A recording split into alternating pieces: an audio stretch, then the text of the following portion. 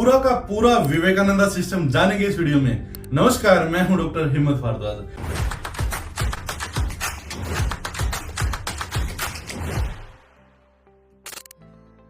दोस्तों, आज इस वीडियो की खासियत यह है कि जो इतने वक्त से हम जिस सिस्टम पे प्रैक्टिस कर रहे हैं, जिसको हमने इतनी बारीकी से देखा है, उस पूरे सिस्टम को इस एक वीडियो में मैं आपको समझाने वाला हूं। तो सबसे पहली बात, विवेकानंदा सिस्टम है क्या? एक ऐसा सिस्टम है जो आज का नहीं बल्कि वैदिक काल का सिस्टम है, जिसको हमारे ऋषि मुनि फॉलो करते थे।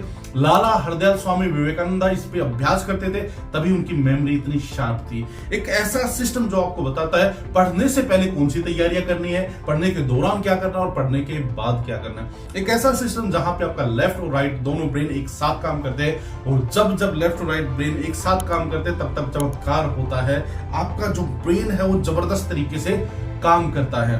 तो इसमें हमने देखा था, इसको 3 पार्ट्स में हमने डिवाइड किया था। सबसे पहले हमने बात की थी पढ़ने से पहले आपको क्या करना है। तो पढ़ने से पहले कुछ तैयारियां होती हैं, ये तैयारियां हमें करनी होती है। 6 तैयारियां होती है। आपका माइंड सेट होना चाहिए, आपका ब्रेन बॉडी सेट होनी चाहिए, आपका टाइम और प्लेस फिक्स होना चाहिए, और आपकी सेंसेस जो है वो भी सेट होनी चाहिए।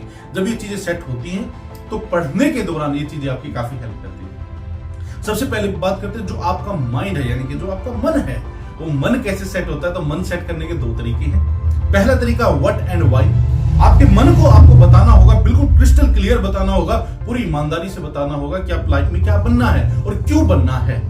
और जब जब आप पढ़ें तब आपको अपने मन को बताना होगा क्या पढ़ना है, क्यों पढ़ना है, इस पढ़ाई के, इस अध्ययन के, स्टडी के क्या बेनिफिट है। और जब बेनिफिट्स मन को पता होंगे कि ये मैं इसलिए पढ़ रहा हूं या पढ़ रही हूं कि ये पढ़ने से मेरा ये सपना पूरा होगा, ये टारगेट अचीव होगा। जब मन को लालच दिखेगा कि इसलिए पढ़ना है तो मन लगेगा। और ये 2 मिनट की एक्सरसाइज जब जब आप स्टडी टेबल पे बैठे हैं तब तब आप करेंगे। उसके बाद बात करते हैं ब्रेन के बारे में। ब्रेन एक हार्डवेयर की तरह काम करता है, और ये हार्डवेयर की तरह काम करता है तो इसकी 3 रिक्वायरमेंट है। ये तीनों रिक्वायरमेंट अगर हमने कंप्लीट कर दी, ब्रेन हाई एनर्जी लेवल पे काम करेगा। ब्रेन को O2 चाहिए, ग्लूकोज चाहिए और H2 पानी चाहिए।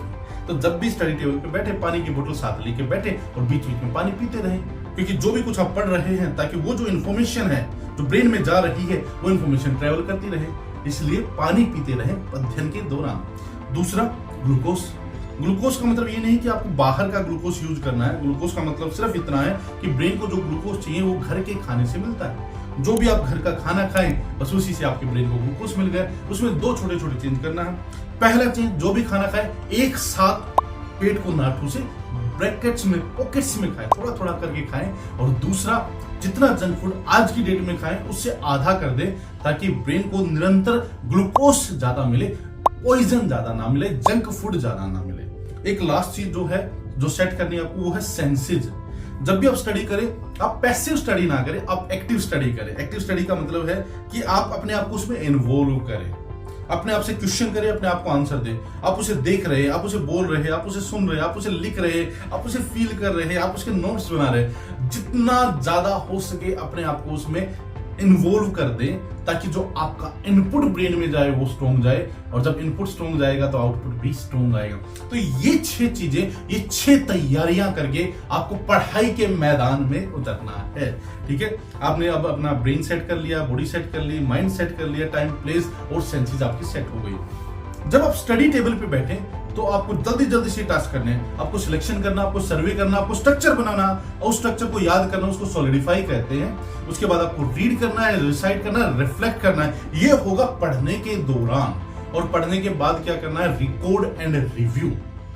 तो जैसे ही ये सारी चीजें तैयार करके आप स्टडी टेबल पे बैठ गए, सबसे पहले सिलेक्शन का प्रोसेस। सिलेक्शन का एक छोटा सा प्रोसेस है जिसमें आपको सिर्फ ये पता लगाना है कि जो भी नया चैप्टर है उसमें कितने पेजेस हैं और कितनी देर में आप उसको पढ़ने वाले हैं। बस सिलेक्शन का मतलब ये है।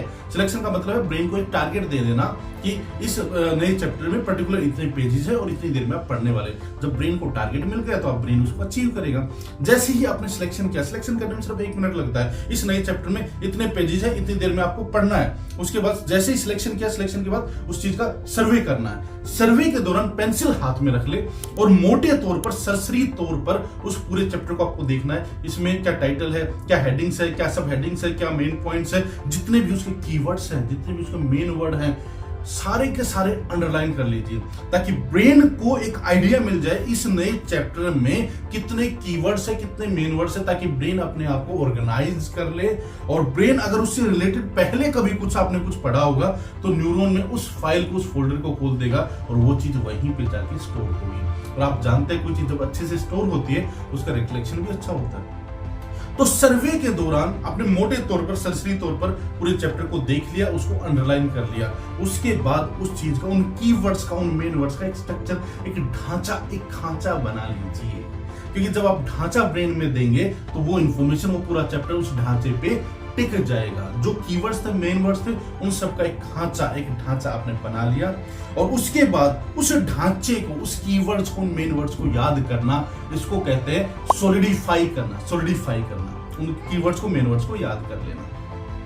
तो यहां तक आते आते 60% आपको ऑलरेडी याद हो चुका है, क्योंकि उस नए चैप्टर का आपने सिलेक्शन किया तो उसके दौरान आपको पता चला कितने पेजेस हैं, कितनी देर में पढ़ने हैं। उसके बाद सर्वे के दौरान आपने उसको मोटे तौर पर, सरसरी तौर पर सब कुछ देख लिया। आपको पता है उसमें कितनी हेडिंग्स है, कितनी सब हेडिंग्स है, कितने मेन पॉइंट्स हैं, कितने बोल्ड चीजें, कितनी इटैलिक है, कितने जगह के नाम है, कितने लोगों के नाम, आपको सब पता है। और आपने उसका स्ट्रक्चर बना के उन सब कीवर्ड्स को याद कर रखा है। तो ये 60% आप याद कर चुके हैं। उसके बाद आप रीडिंग करते हैं। जब आप रीडिंग करते हैं तो तीन चीज एक साथ करते हैं, रीडिंग, रिसाइटेशन और रिफ्लेक्शन। तो जब आप रीडिंग करने बैठे, उस पैराग्राफ को लें तो उस पैराग्राफ में सबसे पहले क्या करना, आपको स्कैन रीड करना है और वो चुपचाप करना। स्कैन रीड चुपचाप करना है। स्कैन रीड का मतलब पहली 3 लाइनें या लास्ट की 3 लाइनें, सिर्फ और सिर्फ उस पैराग्राफ में आपको ये देखना है राइटर कहना क्या चाहता है, उसका व्हाट क्या है।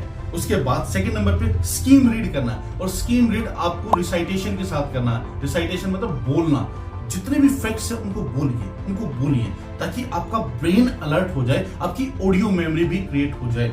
और साथ ही जो उसके बाद करना आपको detail study, word to word, line to line, वो भी बोल बोल के करना है, जो कि इसका नेक्स्ट स्टेप है। नेक्स्ट स्टेप क्या था, रिसाइटेशन।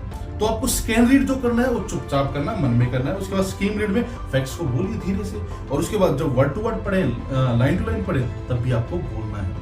उसके बाद एक एक पैराग्राफ आपने स्कैन रीड कर लिया, स्कीम रीड कर लिया, स्टडी रीड कर लिया, और पूरा का पूरा चैप्टर आप पढ़ रहे हैं। तो एक पैराग्राफ पे दूसरे पैराग्राफ पे जंप करने से पहले उस पैराग्राफ को आपको रिफ्लेक्ट करना है। क्या करना है, रिफ्लेक्शन करना है। वो रिफ्लेक्शन बोलकर हो सकता है, वो रिफ्लेक्शन लिखकर हो सकता है। और जब आप रिफ्लेक्शन करते हैं तो आपका एक रिट्रीवल पाथ क्रिएट होता है, रिट्रीवल पाथ। और रिट्रीवल पाथ सबसे इंपॉर्टेंट रोल प्ले करता है जब एग्जाम में आप किसी चीज को रिकॉल करेंगे। ये पाथ जितना मजबूत होगा उतनी ही आपकी रिफ्लेक्शन बेटर होगी। इसलिए एक पैराग्राफ वो दूसरे पैराग्राफ पे जंप करने से पहले उसको रिफ्लेक्ट कीजिए कि स्कैन क्या पढ़ा था, क्या क्या फैक्ट्स थे, हाउ एंड व्हाई, सारी की सारी चीजें रिफ्लेक्ट कर लीजिए। उसके बाद नेक्स्ट पैराग्राफ पे जंप कीजिए। उसके बाद रिफ्लेक्शन के बाद, ये था पढ़ने के दौरान जो स्टेप्स हमें लेने थे। उसके बाद पढ़ने के बाद की बारी आती है। पढ़ने के बाद पूरा चैप्टर आपने कंप्लीट कर दिया, अब आपको पता चल चुका है इस चैप्टर में मेन चीज क्या है, जिनके आपको नोट्स बनाने हैं। नोट्स बनाने के दौरान खासकर एक चीज का ध्यान रखें, जब नोट्स बनाए तो डिफरेंट कलर्स का यूज करें। कलर्स को ब्रेन अट्रैक्ट करता है, ब्रेन को कलर्स पसंद है। और दूसरा, इमेजेस का यूज करें। और जो आपके नोट्स हो, चाहे कितना भी लंबा चैप्टर हो, 1 या 2 या 3 पेजेस में सारे के सारे नोट्स बन जाने चाहिए। क्योंकि आपके नोट्स में सिर्फ कीवर्ड्स होते हैं, मेन वर्ड्स होते हैं। और जो आपके नोट्स होते हैं वो स्पाइडर की तरह, स्पाइडर नोट सर्च कीजिए गूगल पे, आपको पता चल जाएगा। माइंड मैप की तरह होने चाहिए, वो भी सर्च कीजिए, आपको पता चल जाएगा। जैसे आपने एक ट्री देखा, उसकी ब्रांचेज होती है, ऐसे ही आपके नोट्स होने चाहिए, सिर्फ मेन वर्ड्स, कीवर्ड्स उन पे होने चाहिए। और जो लास्ट स्टेप है वो है रिव्यू का। किस चीज का रिव्यू करना है, जो आपके फाइनल नोट्स होते हैं, जो आपके शॉर्ट नोट्स होते हैं, उन चीज का रिव्यू आपको करना है। और रिव्यू का मैंने एक तरीका बताया था, 24/7/30। पहला रिव्यू, आज आपने कोई चीज पढ़ी है तो उसका रिवीजन, उसका रिव्यू आज ही कर लीजिए। दूसरा रिव्यू विद इन 1 वीक करना है, और तीसरा रिव्यू विद इन 1 मंथ करना है। और रिवीजन का जो सबसे आइडल टाइम होता है वो होता है रात का टाइम। तो रात के 1 या 2 घंटे रिवीजन आवर बना लीजिए। वीकली रिवीजन के लिए संडे का जो दिन है वो आपका रिवीजन डे बना लीजिए। और मंथली रिवीजन के लिए जो लास्ट संडे है उसको पूरे महीने का रिवीजन कर लीजिए। पूरा जो इंटायर विवेकानंद सिस्टम है ये इस वीडियो में समझा दिया गया है। अगर आपने इससे पहले ये सिस्टम नहीं देखा है तो एक एक वीडियो को डिटेल में देखिए।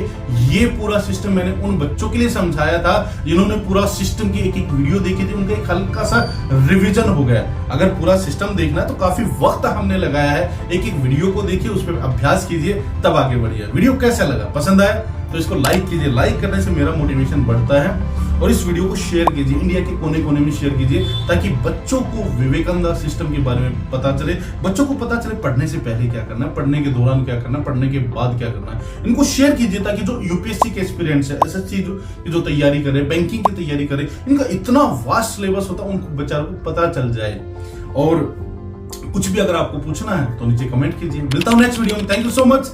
जय हिंद, जय भारत।